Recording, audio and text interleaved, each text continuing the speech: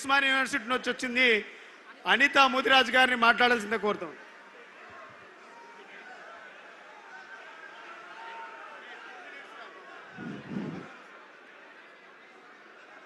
నా పేరు అనితా ముదిరాజ్.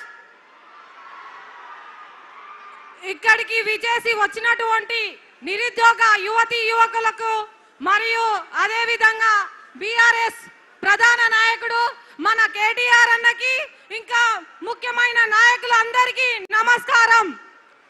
ఈ రోజు కాంగ్రెస్ చేస్తున్నటువంటి పాలన అతి ఎట్లా ఉందంటే మనని దోసుకోనికే కాంగ్రెసే పుట్టిందా అనిపిస్తుంది. అందుకే ఈ రోజు నిరుద్యోగ యువతి యువకుల నుండి శోక సంతాప హృదయంతో కాంగ్రెస్ కు ఘనమైన నివాళులు అర్పిస్తున్నాం. ఈ రోజు చూసుకున్నట్లయితే ఆయన మేనిఫెస్టోలో చెప్పిండు ఒక సంవత్సరం లోపల 2 లక్షల ఉద్యోగాలు ఇస్తామని. ఆ యొక్క 2 లక్షల ఉద్యోగాలకు ఆశపడి ఆయన తొడగోసుకుంటే మేము మెడగోసుకుంటాం అనే విధంగా చెప్పులు అరిగే విధంగా ఆయన కోసం తిరిగినాం. కానీ ఈ రోజు ఏం చేస్తుండో నిరుద్యోగులతోనే ఆట ఆడుకుంటుండు. నిరుద్యోగులతోనే ఆట ఆడుకుంటే ఆయన పార్టీని ఈ రోజు నుండే బొంద పెడతామని మేము బీఆర్ఎస్ మీటింగ్ నుండి హెచ్చరిస్తున్నాం.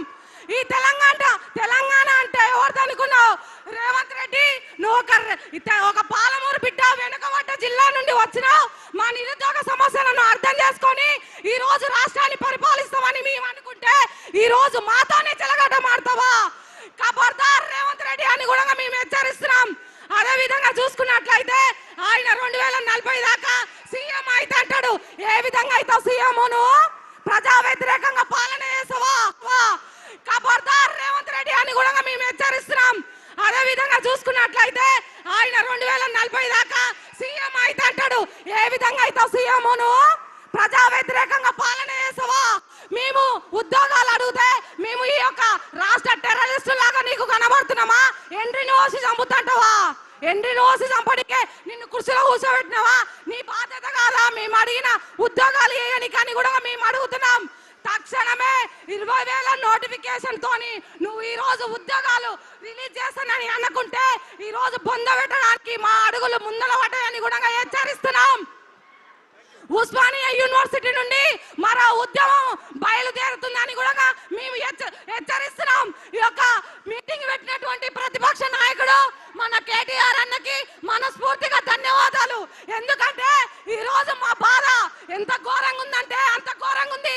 మేము ఈ రోజు ఈ రాష్ట్ర పౌరులమైన మేము అడుక్కోవాలన్న ఉద్యోగాల కోసం మా యొక్క పైసలతోనే ఈ రోజు నువ్వు నీ యొక్క కుర్చీని అనుభవిస్తున్నావు. మేము లేకుండా నువ్వు వేడికెళ్ళి ఉంటావు అని కూడా మేము హెచ్చరిస్తున్నాం. ఉస్మానియా యూనివర్సిటీ నుండి నిన్ను దించడానికి ఈ రోజు సిద్ధమైనమని కూడా హెచ్చరిస్తున్నావు. ఇంకా అనుకుంటున్నావు ఇంకా 2040 దాకా అధికారంలో ఉంటావని అనుకుంటున్నావు.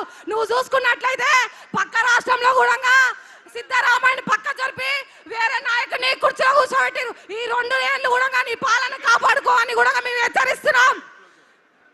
జై తెలంగాణ. థ్యాంక్ యూ చెల్లె. ఒక్కొక్కరు మైక్ ఇస్తే గంటకు తక్కువ మాట్లాడుకుంటే ఎవరు లేరు. ఇప్పుడు చెల్లె